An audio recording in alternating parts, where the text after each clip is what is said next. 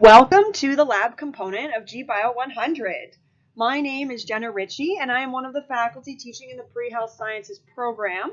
I am teaching biology this fall, so some of you will recognize my lovely speaking voice, and others I hope to meet with you, hopefully in person in the winter semester as we move into our other biology and science courses. During lab, I will be going through some details that would normally be discussed if we were present face-to-face in a lab component. So those things include the purpose of the lab. So why are we even doing lab to begin with? The hazards. It's very important in a lab setting that you are aware of what you are doing and the hazards that you are working with. You, as yourself, can only keep yourself safe, and this is something that we strive for in our lab skills themselves. Methodology. A lot of students, when we first see lab, are hesitant to try things, but trying is very obviously you have to try things in order to get good at it. So every so often, even though it is a virtual lab experience, I'll be giving tidbits as to what you would be doing if we were in lab. Waste disposal is also a very common thing. Although you are responsible for your own personal safety, you are also responsible for the safety of anyone around you, and that includes people that are at Humber. So in terms of chemical disposal, it would never go down the sink, as that can get into our drinking water. Just as an example, for instance. So I will be highlighting those as we go. One of the best things about our pre-health program is the lab. We are one of the few colleges in Ontario within the pre-health program to actually offer lab. And what I love so much about this is that it gives us the ability to apply what we've talked about in class. So as we move through the experiments, you will hear me say, oh, remember when we talked about this in lesson 2 or lesson 3, and remember we talked about that. As well as we do the lecture components, we will also remind you of, this is where lab comes in. We really want to highlight and emphasize to you where the application is. And of course, where applicable, we will be sharing with you the health sciences examples that go along with that. While this is your first lab, I'm sorry that I keep blabbing on like this. One of the best practices for this is having your notebook available. I have included for each experiment a brief handout which includes data tables. So I encourage you to have this with you as you're going through each experiment. You can write your data observations, and really the whole goal of this is to get you practicing writing results. As you move forward in your careers, you're going to have real lab experience, and so this can help guide you. The more notes you write, the better. And of course, this will help you for the post-lab assessment, which is the quiz itself. Quizzes I'll leave at the end of this experiment so that we can talk about it more than, let's get started. Experiment 1. Okay, so our first lab is testing of macromolecules. So the purpose of the lab is to identify macromolecules using specific reagents. So in week 2's material that we just talked about, we went through the different macromolecules that we have. So now what we're going to do is we're going to see how those get tested, and we will then apply that with our quiz later on. So first is taking our macromolecules and recognizing the specific reagents used to test them and what do those positive chemical reactions look like.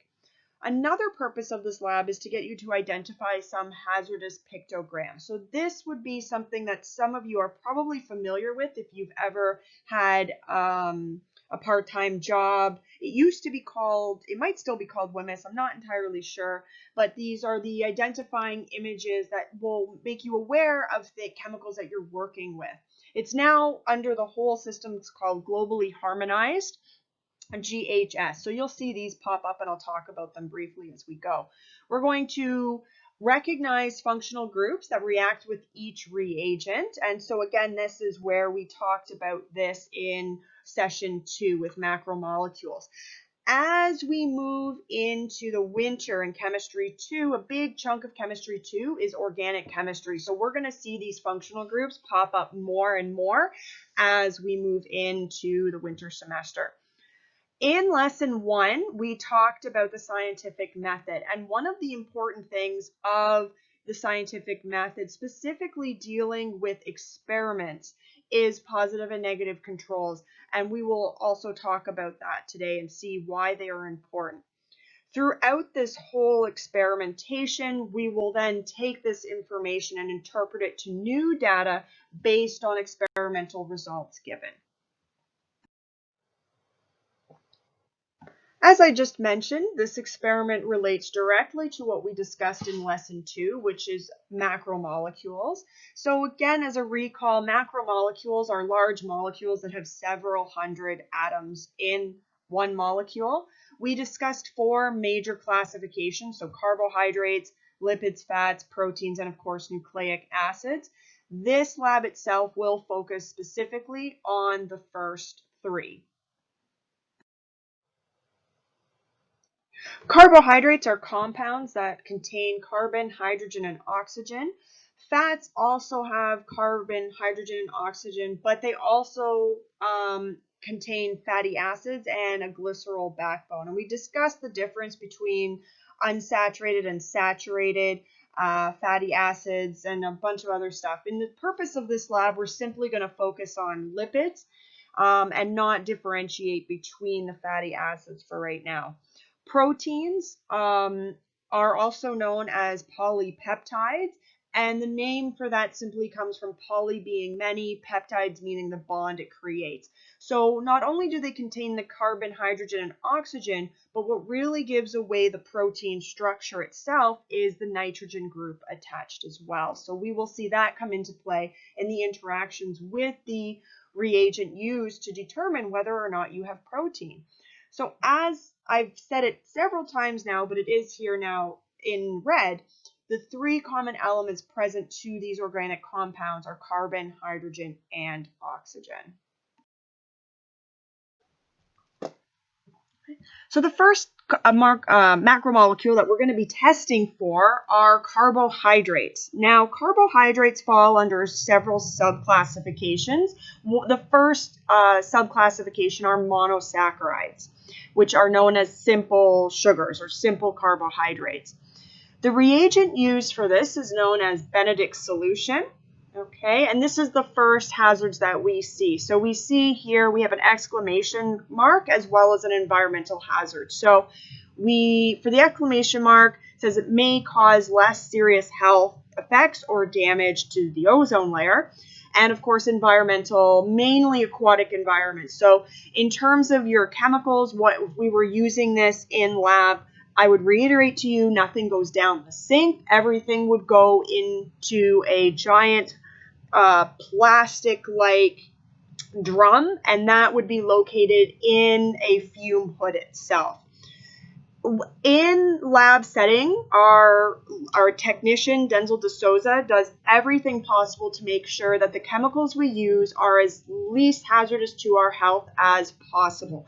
However, every chemical, given if it was ingested or if it spills on you, anything could happen. So in this example here, although it says less serious health effects, we still want to be very careful. The idea here is we want you to respect what you are working with and treat it as if it is an incredibly hazardous chemical.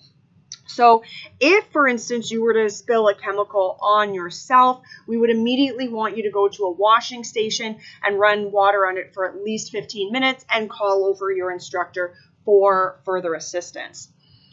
Now, getting back to the lab itself, Benedict's solution will detect for you a simple carbohydrate. Now, simple carbohydrates are monosaccharides. They're also known as reducing sugar. So here, in terms of our reducing sugar that we're going to use is glucose, and the glucose molecule is shown here. Now, within the glucose molecule, fructose we could also use, but just for the purposes of lab, glucose is readily available to us. Where the Benedict solution will interact is actually at the aldehyde group here, which is designated as CHO. Again, we'll become more familiar with this as it goes. An aldehyde group actually does have a double bond from the carbon to the oxygen, which is not shown here. And the reason for that is because glucose is a cyclical molecule, and upon heating, which we will see in our methodology, this would actually, the cyclical backbone here would break down, and the oxygen here, having lost a bond, would double bond here. So as we move in, for those that have taken organic chemistry and are thinking, wait a second, I thought aldehydes have a double bond. You are correct, but I just wanted to reiterate that because I'm showing you the cyclical version of it. Now, as we test for carbohydrates with Benedict solution, the mixture itself is copper sulfate, sodium citrate, and sodium carbonate. It actually is a beautiful transparent blue. This image here that I have taken and cited, of course, is just a visual representation. And so I want you to remember, and I will reiterate this as we go, that that the colors that I've chosen, particularly when it's something you clearly see I have created, is just for the visual purpose. So some things are going to be off, and that'll make more sense as we get through this lesson itself. So Benedict solution is a transparent blue, so you would be able to see through it. It's very light, so if we look at the Benedict's tests for sugars at 0%, this is what we would be looking at in terms of the Benedict solution.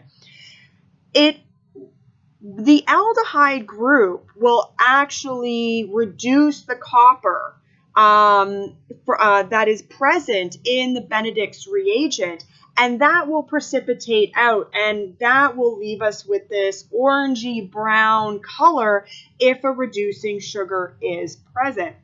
So let's take a look at our methodology here and what you would be doing in lab. Now, to keep the video as short as possible, or lab as short as possible, I haven't included detailed procedures here. Yes, you'll hear me, kind of go through them briefly, but I have included this for on Blackboard as well. So this will help you if you're really interested to know the procedures as what you would be doing in lab. We have included that for you, and by all means keep it. But for the purpose of the quiz at the end of lab, I'm not going to be asking you questions related to the procedure itself. The questions that you're going to be asked are based on results and possibly the hazard symbols. Each lab will be different, and each lab will end with sort of an idea as to what to study for. So the materials for testing for monosaccharides, you would need 3 test tubes: water, glucose, sucrose, Benedict's reagent, and as well a water bath. So within each test tube here, you would label them, test tubes 1, 2, and 3. So the double T at the bottom stands for test tubes. And you would fill each with approximately 2 mils of water. From here, you are going to add 1 milliliter of Benedict's reagent to all test tubes. So I've tried here, again, obviously water is clear, it's not blue, but just for the visual representation, this is what I want you to see. So don't get so hung up on the color unless I tell you specifically what color you should be looking for. Okay, again, these are visual representations to the best that we can do. So 1 ml of Benedict's reagent would be added to all test tubes.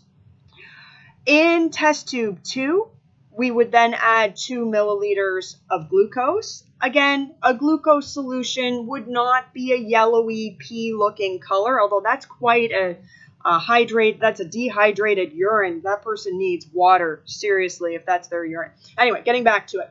We know glucose in a water solution is going to look like water. So just again, it would just be clear this is a visual representation. So test tube 2 has 2 milliliters of glucose. Test tube 3 has 2 milliliters of sucrose. So I want you to look at the fact that we now have test tube 1 has no sugar added to it. Test tube 2 has glucose. That's our monosaccharide. Sucrose is not a monosaccharide. It is actually a disaccharide, which is a complex carbohydrate. Glucose plus fructose will actually give you through a dehydration synthesis, will produce for you sucrose, which is your table sugar, as well as water. And we will see how we can test for that momentarily. Right. You would cover each test tube and invert them to produce a homogeneous solution. So in terms of covering the test tubes, you are producing a homogenized mixture, you would use paraffin wax. You would cover the test tubes each, put your thumb around the paraffin wax at the top, and gently invert. There's no need to really shake this stuff out. All test tubes you would be using are glass, so it's really just to make sure that everything is uniform. Now, we would then incubate this in hot water for 5 minutes. The reason why for our methodology we're incubating for 5 minutes is going back to that slide at the beginning where it shows that glucose is cyclical. Its carbon backbone is cyclical. So the energy that needs to break it down to essentially open up the aldehyde to be able to react with Benedict's reagent is why we need a lot of energy for that, which is why we have the hot water bath. So 5 minutes has gone by, click. Oops, sorry about that. And these are the results that we're left with. Now, so in your data table 1 for testing for monosaccharides, this is where you're going to write what you observed down here. So test tube 1, test tube 2, and test tube 3. So as we see, test tube 2 and 3 have a higher volume, and that's because we added glucose and sucrose respectively to test tube 2 and to 3. Test tube 1 simply had the Benedict's reagent as well as water itself. In test tube 2, that had glucose, what we see now is it would be an orangey reddish color up here, and a little bit of sediment too. Again, coming back to what we talked about theoretically before, which is that the aldehyde group in glucose will reduce down the copper in the Benedict solution. So that will then create that orange-brown precipitate. In test tube 3, ideally what you would see is no change from what you've added. So the sucrose being a disaccharide, so it is not a simple sugar, won't reduce down as easily. In experience, I have seen students that do end up getting a little bit of color change, and as you've learned in chemistry over the last 2 weeks, the difference between a chemical reaction and just a physical change, color always indicates to us a chemical reaction. So in test tube 3, if I have seen students do get a slight, sometimes a light green color, but that is what that's showing us is that the sucrose, the sucrose is starting to reduce down, but it would take a long time for that to occur. So the overall theme here is that Benedict solution will identify the aldehyde group in a monosaccharide, which is a simple carbohydrate. Moving on to complex carbohydrates, in this example here, we're not going to use table sugar we're not going to use. We're actually going to use starch. Now, starch is actually formed through, again, dehydration synthesis when 300 or more glucose join together, which is really cool. Starch is found in a lot of foods we eat. Bread, think your breads, your pastas, your rice, and of course in vegetables as well. But your heavy hitters, your the big pasta, the rice, those are the ones that are very starch heavy. The reagent we use here is called Lugol's solution. It's also known as iodine solution. There are slight chemical differences, but just for the purposes, as you see in the lab procedure, sometimes it's referred to Lugol, sometimes it's referred to iodine.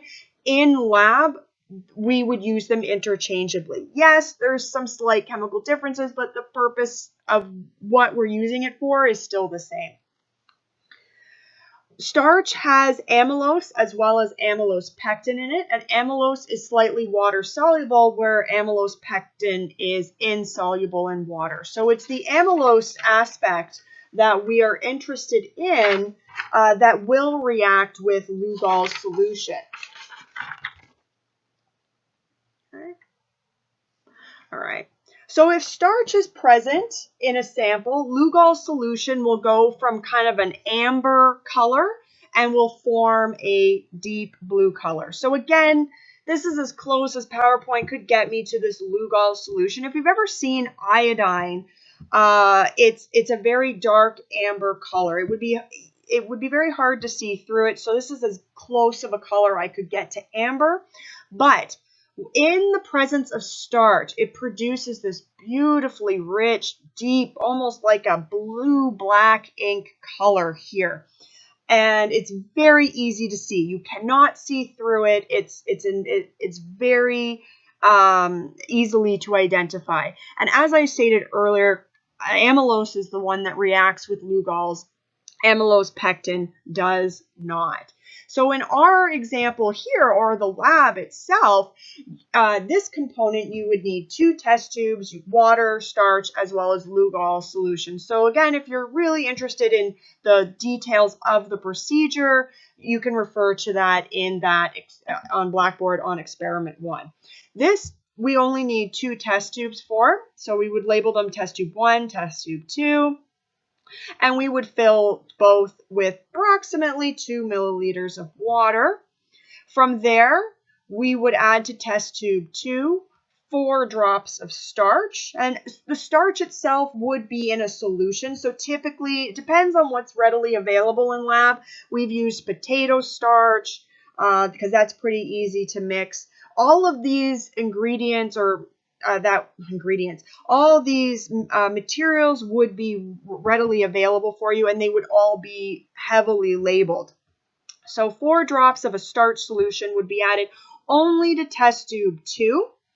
And then in both test tube 1 and 2, we're going to add Lugol solution.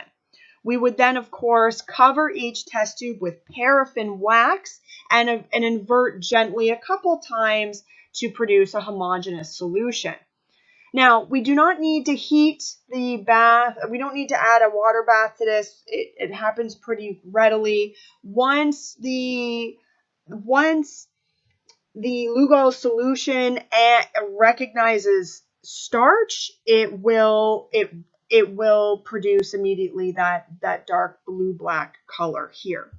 So in terms of writing down your observations in your data table, well, your emphasis here, you want to emphasize that test tube 1 has stayed specifically that dark yellow amber color, and test tube 2 that does have starch in it turned a dark blue-black color.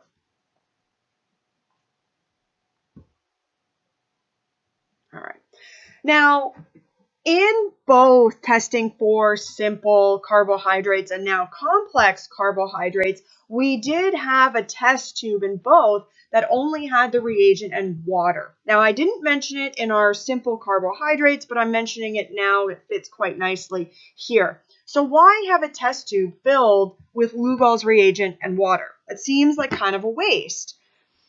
Well, the answer to that is ensuring negative controls. Okay, so a negative control ensures no contamination of the reagent itself. So water should not react with any reagent. Okay, it should just be there as a dilution tool so it's easier to see. And the main reason we add water to these experiments, to the test tubes, is that so you just have more to look at. Imagine trying to look at 4 drops of starch in your test tube. It's very difficult to do that. So water just allows for it to be more easily mixed, but it should not act as a reactant itself. So by adding water and Lugol's or water and Benedict's reagent to a test tube, if we should see the color change. So if Benedict's solution went from that beautiful light transparent blue to something like orangey or something, there's something wrong. If water reacted with Lugol's solution and it turned a different color, it didn't stay that amber color that we're expecting to see, something's gone wrong here. So it could be a number of things. It could be something as simple as the test tubes that have been used are contaminated. So you would want to repeat the experiment if you're getting results for a negative control. So you would want to clean all the test tubes. If you still get a problem, then you want to look at your chemicals. Chemicals over time will expire. They won't be as active. So that becomes very important to look at as well. All right. In this particular experiment we just looked at, we use starch itself. And you're just taking my word for it that if we were in lab, that, oh, here's a bottle. Here, it says starch solution. Totally starch. But what if the label were missing? That's something we also want to keep in mind here. So if the label were missing, someone's poor handwriting is, we can't read it, how would we know that we're actually dealing with starch? This then comes to positive controls. And a positive control would be something that we know contains, in this particular example, that we know contains starch. So what we could do is, in order to make sure that Lugol's is working correctly, we could use a substance that we know has starch in it. So if this were in the lab setting, typically what we would do is we would give you a small piece of a saltine cracker. Okay, crackers, just like bread, just like pasta, have starch in them. They're heavy starch food groups. So what we would ask you to do is we would take a little bit of Lugol's solution and put a drop of it on the piece of cracker or the piece of bread. And that will immediately go like that dark, inky, black, blue color. And that's how we know that the reagent is working properly. So a positive control is using the reagent on something we know already has the substance involved. So I'm using this in the starch example, but we could easily use this for these monosaccharides, the simple carbohydrates as well, with glucose and Benedict's reagent. So positive control, ensuring the reagent works with a known macromolecule. The negative control ensures no contamination of the reagent itself.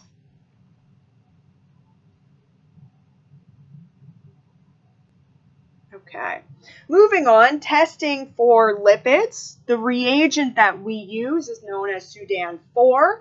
This can give you irritation, skin irritation, lung irritation, so a little bit of burning, coughing. In the lab setting, this would be something we would also talk about. So this is another reagent where we see health hazards too. So may cause less serious health effects or damage. Again, all chemicals nothing goes down the sink. Everything would go into a proper waste bin that would be located in the fume hood, and even the bin itself would have properly labeled, because we are responsible for keeping everyone around us and our community safe. Here we're going to test for lipids. It's the most common fat. We're just going to use a simple oil here. Again, recall from our lesson 2, fats consist of large triglyceride molecules, and they're bonded to 3 fatty acids. We're not interested in getting into saturated, unsaturated fats here. We'll save those kind of questions for your quizzes and your tests. But the functional group here, again, recall from the lesson 2, is the carboxylic group here. So here we have on a carbon, we have an oxygen as well as an alcohol group, a hydroxyl group here. If you haven't taken organic chemistry Fear not, we will get to this in the winter, and I'm not expecting any more out of these lessons than what I am currently telling you. If you've already taken parts of organic chemistry, that is fabulous, and we will get there. So rest assured, I am not looking for anything more in our assessments than what we are teaching currently. I like to add in the extra components so you see how everything kind of is interwoven together. All right, this is an example of a carboxylic acid, okay, a fatty acid itself. Its general name is known as acetic acid, but in terms of its nomenclature name, it's ethanoic acid here. So, fun fact, if you enjoy vinegar on your food, that is just a diluted form of acetic acid.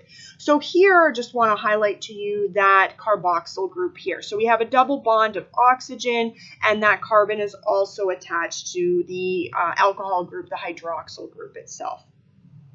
Now, when we test for lipids, okay, what we're really looking for here is, again, that chemical reaction. So Sudan 4 by itself is a very light, transparent peach color. I couldn't find an image online that would give us that really is appropriate or applicable. So I did my best to show you that color. So it's a very light, it would be transparent. You should be able to see through it. In Sudan 4 is hydrophobic, just like lipids are. So like attracts like. So the hydrophobic component is going to be very attracted to the hydrophobic component of lipids itself. So in the presence of lipids, you're going to see it transform into a very vibrant red color.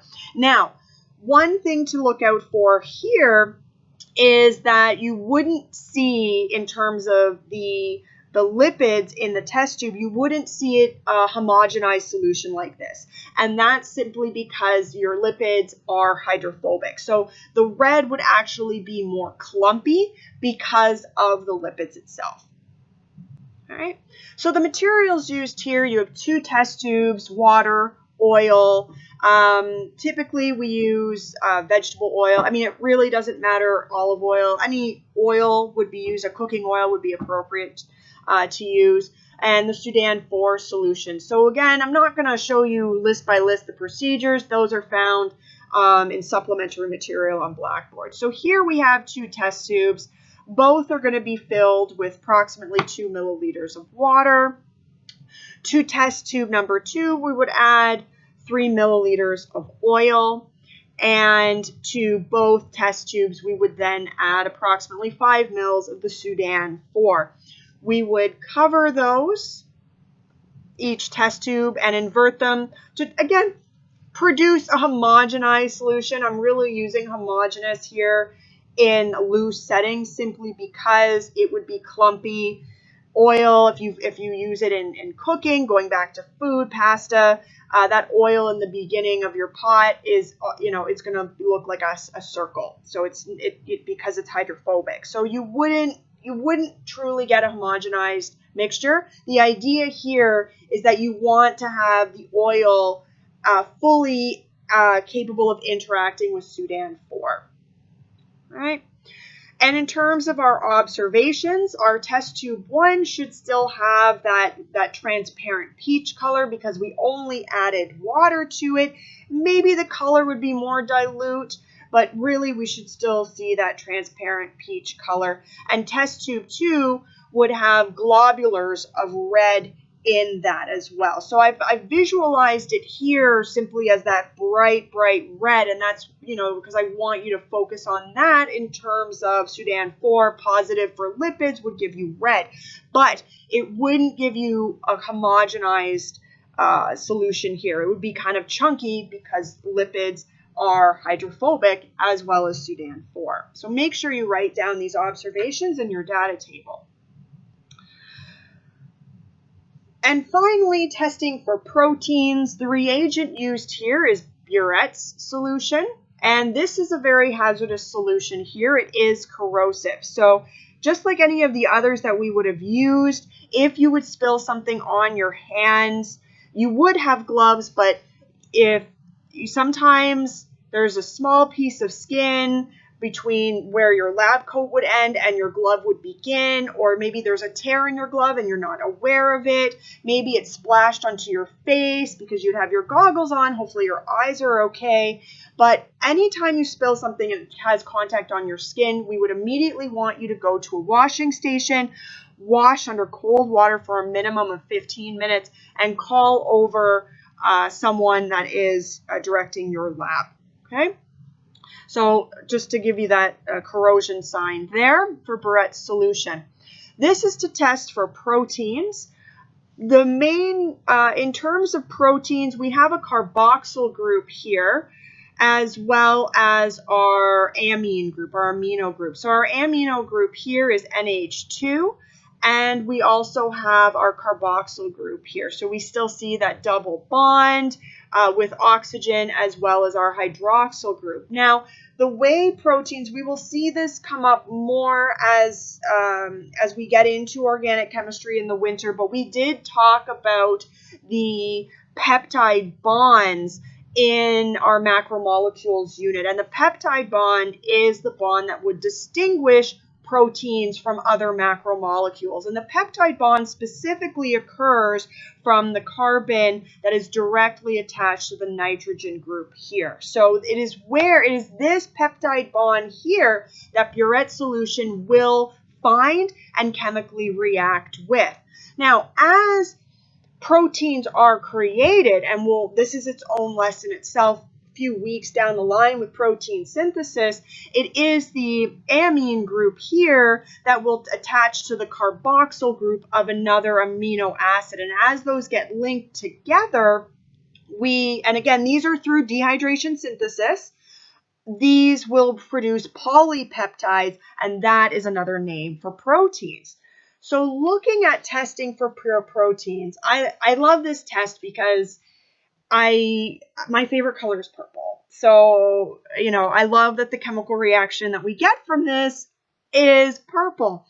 Barrett's solution also contains copper sulfate, but it contains sodium hydroxide. So what we're looking at here, very similar to the Benedict solution, is that the copper ions are what's going to be taken out, and what we're left with is the purple from the sodium hydroxide. So Barrett's solution here is a transparent blue. It's not as blue as the Benedict solution.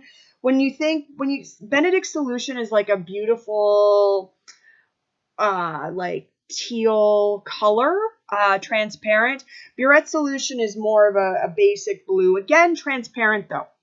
In the presence of a protein, you get, it changes to a transparent purple. Now, the bigger the protein, so the bigger number of peptide bonds, the deeper the purple will be. So in this example here, it's showing you, I don't know, I guess we could call it a medium, moderate level of purpleness, but if we increased the number of protein, the amount of protein there, we would actually see a darker purple take place. And so it's very important when we're doing our observations and while you're in lab, first off, we wear a white lab coat. The lab coat is first and foremost for protection, but in terms of your chemical reaction, the best way to see a chemical reaction, because sometimes it would be very faint, is to hold it up against a white background. And the best white background you would have would be the arm sleeve of your lab coat. So that's the main reason why lab coats are white.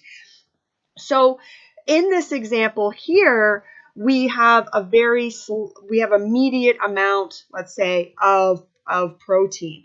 We could have something very faint. And as you even look at your chemistry labs, when we get to titrations, we will see that in order to know we've neutralized a reaction, you're going to be looking for a very faint pink.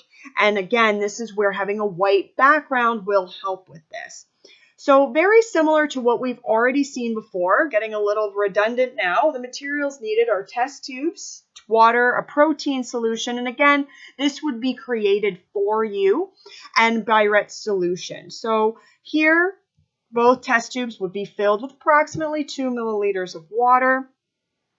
Our second test tube would be with our protein solution here. The protein solution would be clear in nature. I just chose a gray, again, for visual purposes. You know, and same thing with the blue. We know water isn't blue. It's clear, but this just makes for the best visual representation. And then, of course, we're adding the burette solution to that as well. Like before, you would cover with paraffin wax and invert each test tube a few times to produce a homogeneous solution. From here, you would write down your observations. So if done correctly, you would have in your test tube 1, this again would be your negative control here, okay? You should just see the burette solution there. It might be slightly diluted because of the water, but you should still see blue present. In test tube 2, if it was done correctly, you should see purple. It should still be transparent, but depending on how much protein we used, it could be darker. But the point of this being that the proteins, it is the peptide bond within proteins, and the peptide bond is found between the amine group and the carbon of that amino acid that will create the protein. So it's the peptide bond on the amine group attached to the carbon that interacts with your burette solution here. Okay. And that's lab 1. I know it's a lot of material. We will get into this. It won't always be like this. We have fun videos to